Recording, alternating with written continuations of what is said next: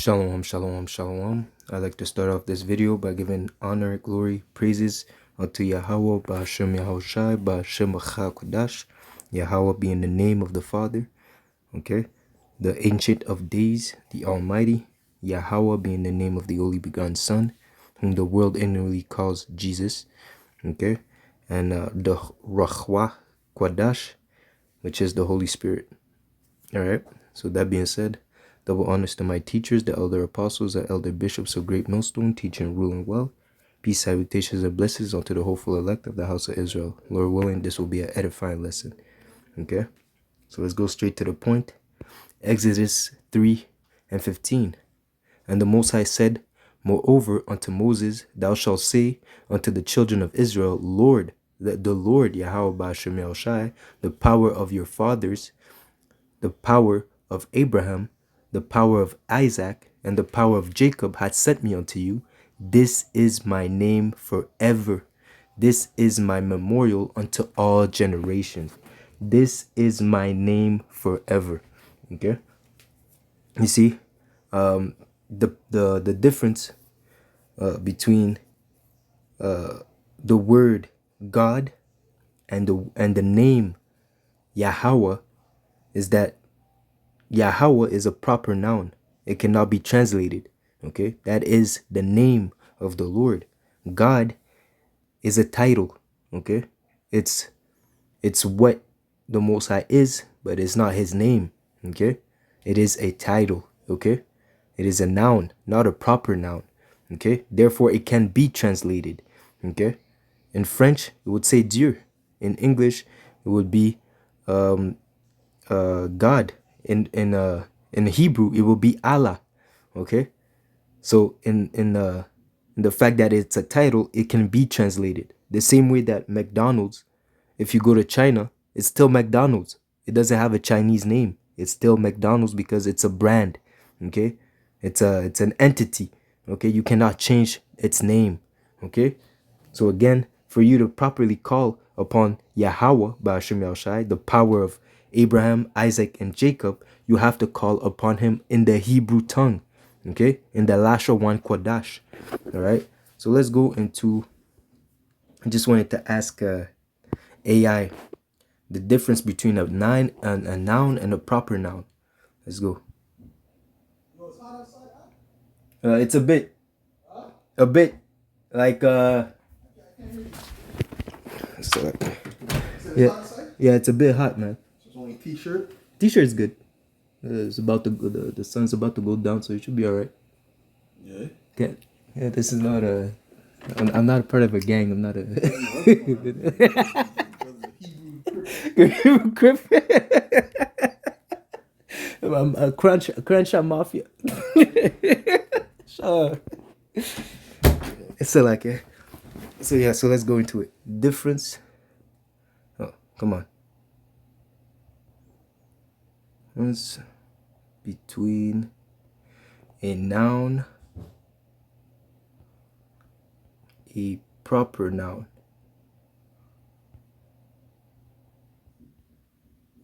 The basic. We're going into the milk and the milk. Going into the milky milk. Okay. So it says here the key difference between a noun and a proper noun lies in the specificity,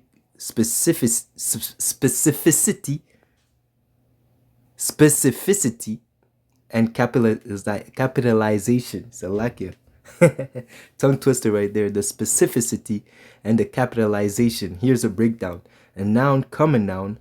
Definition: a general word for a person, thing, place, or idea. Specificity,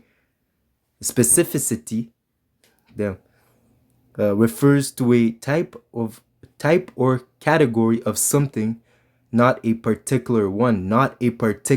So many things could be called Allah. Okay, as it says Allahayim. Okay, many gods in plural. Judges. Okay, many judges. Okay, you see Akim. Okay, many brothers. All right. Okay, not one, not particular. Okay, only capitalize if it's at the beginning of a sentence. Example: girl, boy, teacher, place, city, country, school, book, car. Okay, it says here proper noun. The specific name of a particular person, place, thing, or idea refers to one unique individual with a category. The capitalization always capitalized regardless of where it appears in a sentence. It is very rare, exception for a stylic brand such as like iPad. Okay, so names such as Sarah, Montreal, the Bible, Eiffel Tower, this and that. Okay, think of it this way. If you say I went to a city, you're using a common noun. But if you say I went to London, you're using a proper noun. You're naming a specific city. Okay, capitalization and the fact that it's specific. Okay, that's what differentiates the noun and the common noun and the proper noun. So now I want to go further and ask, can a proper noun be translated in a different tongue? Let's go. Sometimes you got to do these things, man. Sometimes you really have to go back to the basic of basics, because people don't understand, man, why we put so much importance in the name, because that is a key for our salvation. It says that whosoever call upon my name shall be delivered. Okay, if you don't have the right name, the Lord, as it says, he will not give his glory unto another. You're calling upon Jesus, the Lord won't save you, because now you're attributing that salvation to Jesus and God. You see? So the Lord can do nothing for you, man, because you're not glorifying him as he is. Okay? So again, can a proper noun be translated in a different tongue? Translated.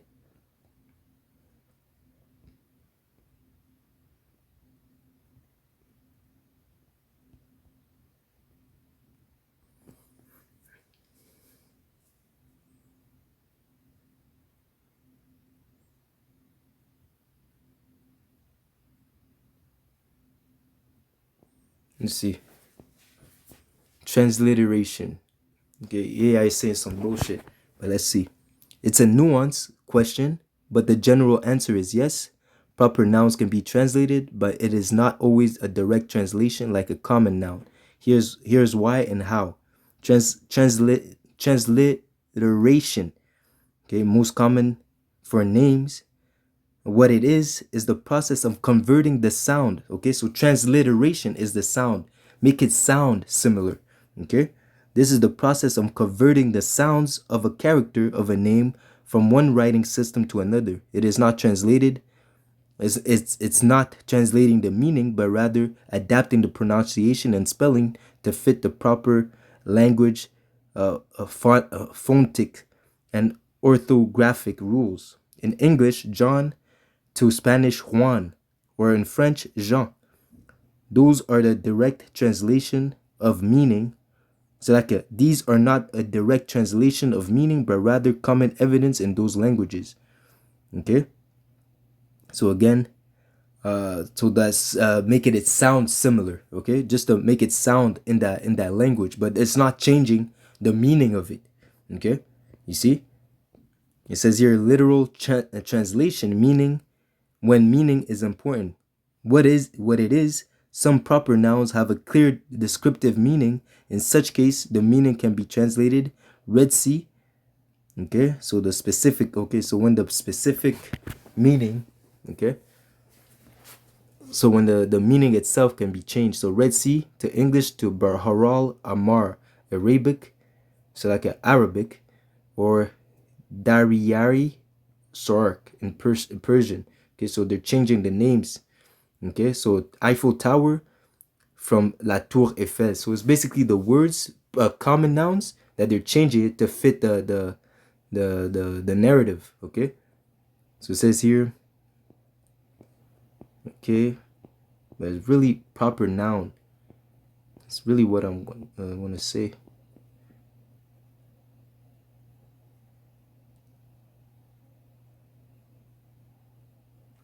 It says here no translation. Okay, that's the point that I really want, because you're not even supposed to change.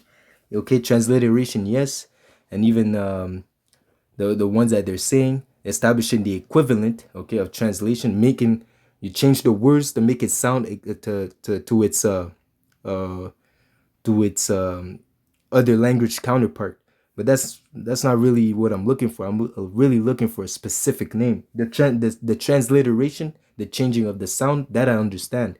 But when it comes to changing the meaning or even making a name go from what it is, let's say, let's say Yahweh. You can't change Yahweh in French. You can't change Yahweh in English. It's still gonna be Yahweh.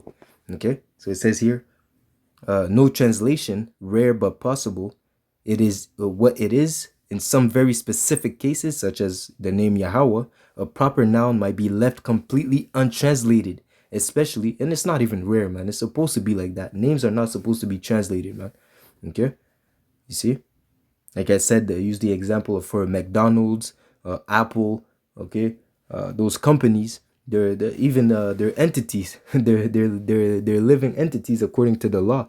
You're not supposed to change their names, even if you bring them to another country. Okay, so you can't be making iPads and change the name to iBook. You know, it won't make sense.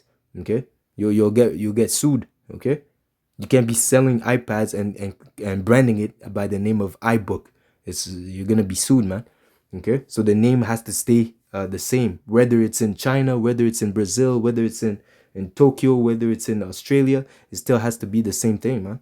Okay, so it says here, in some very specific cases, a pronoun might be left completely untranslated, especially if it's a very specific locative localized name that has no common equivalent or context demands preserving the original. Example, name of a very minor village. Okay, specific brand names that want to maintain global identity through even these though even these might adapt their pronunciation. So even the pronunciation I understand, but the name itself has to remain the same. Like they were mentioning John, to Spanish goes to Juan, to French goes to Jean. Okay, and that's still similar. You can still hear the source that it sounds like John. Okay, you see. So it says here, I don't want to read all that shit.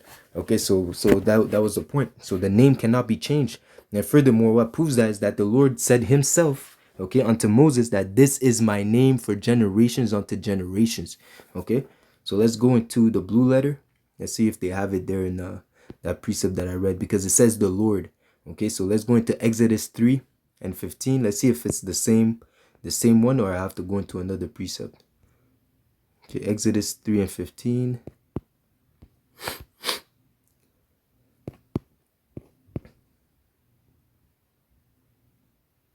Exodus 3. No.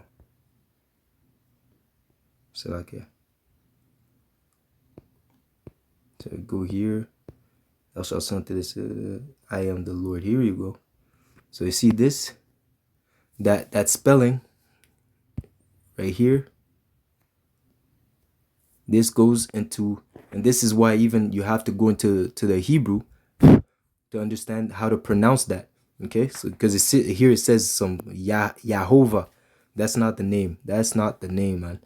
That's not the correct pronunciation of the name of the Lord. Okay, they say Jehovah. That's not the one. That's not the name. Jehovah is not the name of the Lord. Okay, you have to go back to the Hebrew. Jehovah would be like a transliteration.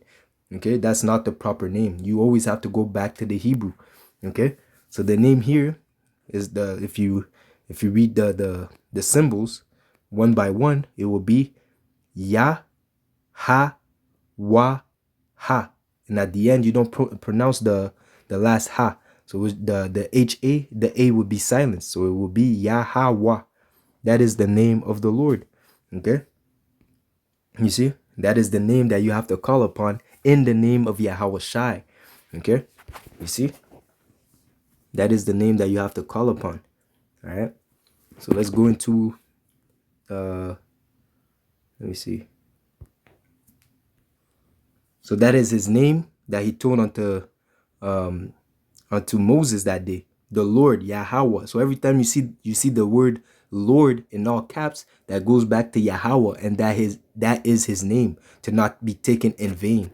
Okay, that name is very important. It is a key to your salvation. Because again, if you call upon God, you're not reverencing Yahweh as he is. And that is the meaning of the name. He is, he exists. Okay? You're calling upon God, you're calling upon a judge, you're calling, but what judge? What God are you worshiping? What God you're calling upon, man? Which God are you calling upon? Okay? Who are you attributing your praise and your worship to? Okay? You see, there are gods many, okay, but there's only one Almighty. There's only one Ancient of Days. You have to know who you're talking to. As it says, we know what we worship, okay? We worship Yahweh, Ba'ashem Yahweh Shai, okay? It says here in Malachi, let me see, I believe it's Malachi 3. I change not. Let's see. You see Malachi 3, and it's in the beginning. Maybe 2. Let me see. Maybe 1. No. Change not.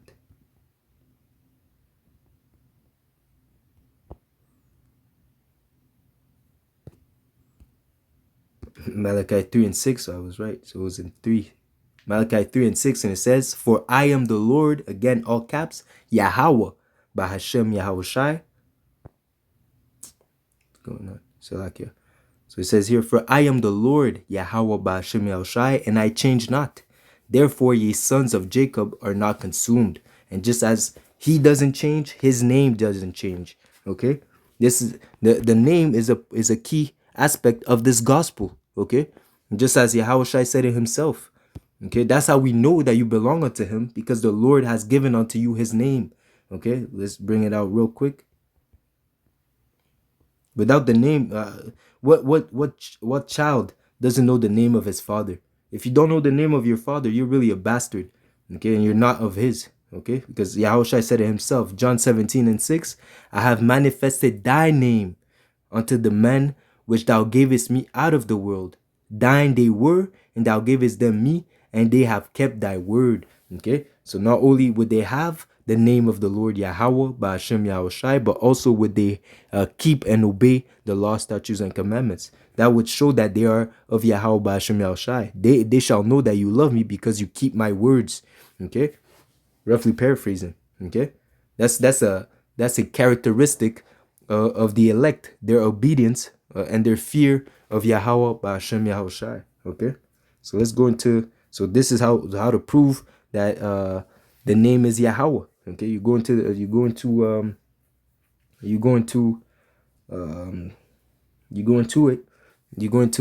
blue letter, and by your knowledge of the Hebrew, just knowing the Hebrew alphabet and what those symbols represent and how they sound, you can come up with the name yourself. Okay, it's not difficult, but again, people are not willing to go a little bit further to pursue after the Lord, man. Okay, just as it was in your heart to go astray from the Lord, seek him now 10 times more.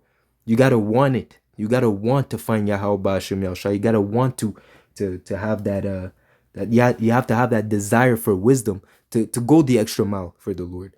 Okay, and as much as you put in for the Lord, as much as he's gonna come close unto you, he's gonna make you fall into the path of the correct teachers that are gonna teach you the right way, so that you can be fed with the food that is convenient unto you. Okay, so it says here quickly, Matthew's 1 and 26, I believe, or 22,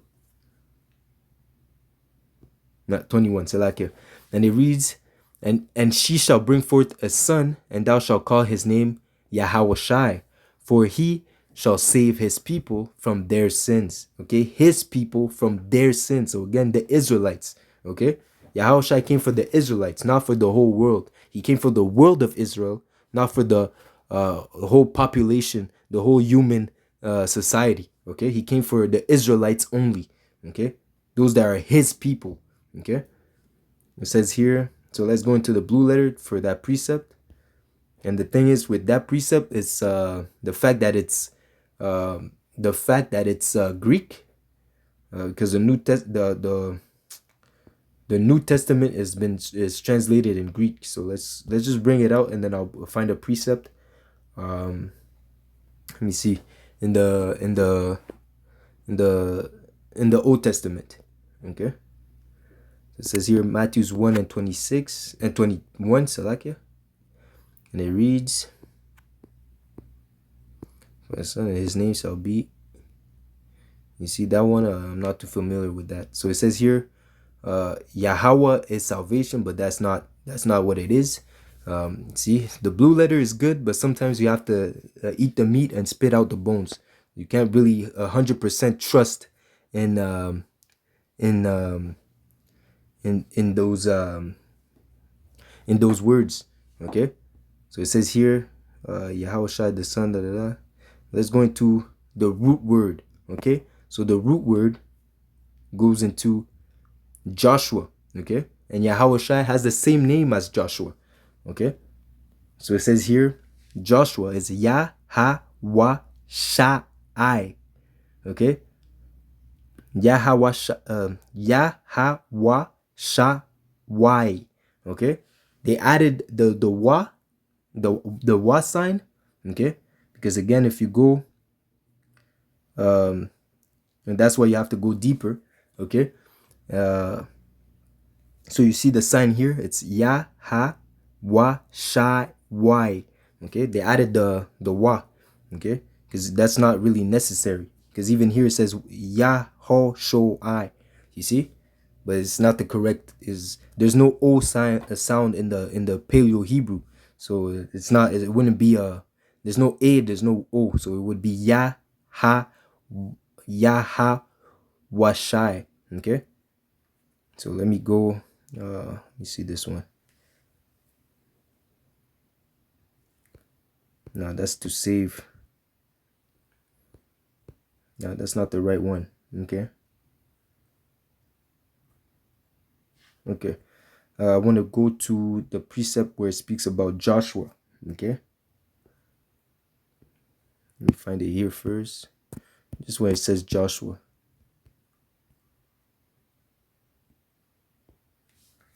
Because I believe there was at one point that Moses changed his name to Yahawashai. His name was Hawashai. Okay. Hawashai, Salakia Hawashai. Okay. But Moses renamed him He Delivers. Okay. He Delivers. Let me see if I can find it.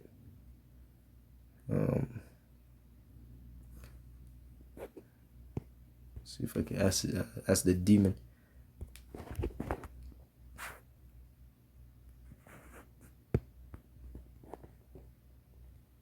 What verse did Moses change?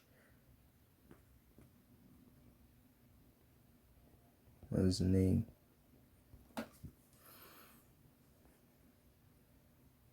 Okay. Here we go. Okay, so let's just read it. It says here the name change was significant. Hawashai meaning salvation, to Joshua, or Yahawashai, okay, meaning the Lord is not saying he saves, he delivers. Okay, Yahweh has no Yahweh is not in that name. Okay, you see they're trying to add confusion. Even AI is bugged out. Okay, so let's go into it. Numbers 13 and 16. Okay. So yeah, sometimes you gotta use AI to your own advantage too. Okay. As much as you can, as I said, you eat the meat and spit out the bones. So I got the precept, but their breakdown of the precept is not correct. So I have to come up with the right information so I don't mislead people. Okay. So it was what, 13 and 16. Okay. 13 and 16, and it reads, These are the names of the men which Moses sent to spy out the land. And Moses called Hoshea, the son of Nun, Joshua. Okay, so let's go into it. So the word Hoshea, okay, it says here Ha-wa-shai. Ha-wa-shai. Okay, Ha-wa-shai. Okay, salvation. Okay, that's what it means, salvation. All right, so Moses changed Ha-wa-shai to what? Okay, it says here Yah-ha-wa-shai. Okay, they're adding the wa, but it's not necessary, because again, all Moses did was add the wa. Okay, all Moses did was add the wa. Okay, he delivers, he saves. Okay, that's the name of Yahweh Shai. He saves. The Yah meaning he, and Hawashai meaning delivers. Okay, the fact that they added a wa there is not necessary. Okay, you see. So the name of Yahweh, the name of the only begotten Son, is Yah-ha-wa-shai. Okay, you see. So again, you take the word he and the word delivers. He delivers. Okay. So yeah, and just to prove that Yahweh Shai and Joshua had the same name, I just want to bring it here, because again, the name Yahweh Shai was a common name also. Okay, there's a lot of names that were common in the Hebrew tongue. Okay, you see, just as you might have a person, an individual that have the similar name as you. Okay, so for in the Hebrew, Yahweh Shai was a similar name, because even Sirach, his name was Yahweh Shai. Okay, so let me just bring it out.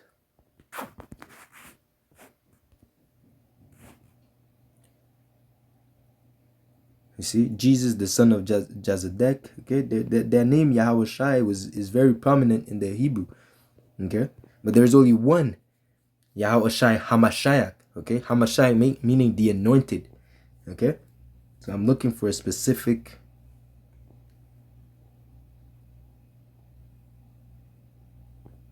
Yeah, it's in Sirach.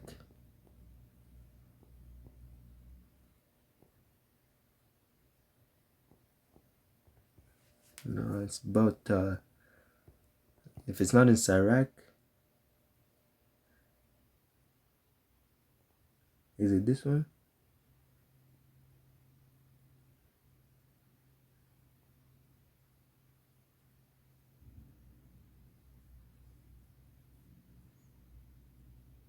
Yep. So it says here,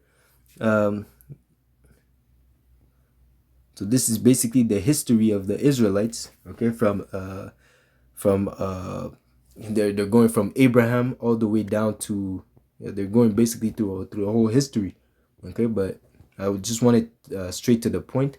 It says here, 2nd Ezra 7 and 36. Then said I, Abraham, prayed first for the Sodomites, and Moses for the fathers that sinned in the wilderness, and Jesus, okay, or Yahweh Shai, Salakia, a slip of the tongue, and Yahweh Shai after him for Israel in the time of Achan. Okay. 2nd Ezra 7 and 37. So let's ask AI, putting that demon to work. Okay.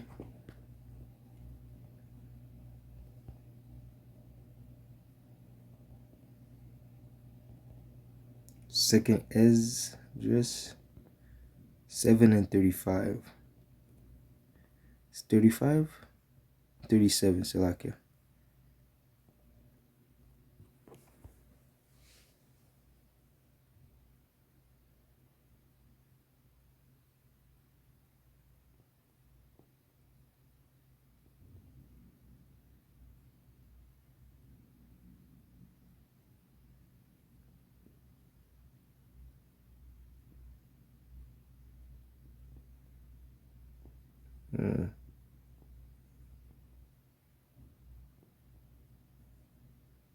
Yeah, this guy is not giving me the correct answer. But we know that this, when it's speaking of Yahweh Shai there, it's speaking of Joshua. Okay, that was the time of Joshua. because then it goes into history. Abraham, Moses, Joshua, Samuel, David, Elias, okay, Ezekiah, okay, Ezekiah meaning Ezekiel, okay. So yeah, you know, sometimes you can count on AI, sometimes you can't, man. But yeah, so this lesson to bring you back to the milk, the importance of the names, okay. And I'm gonna close out with this, okay.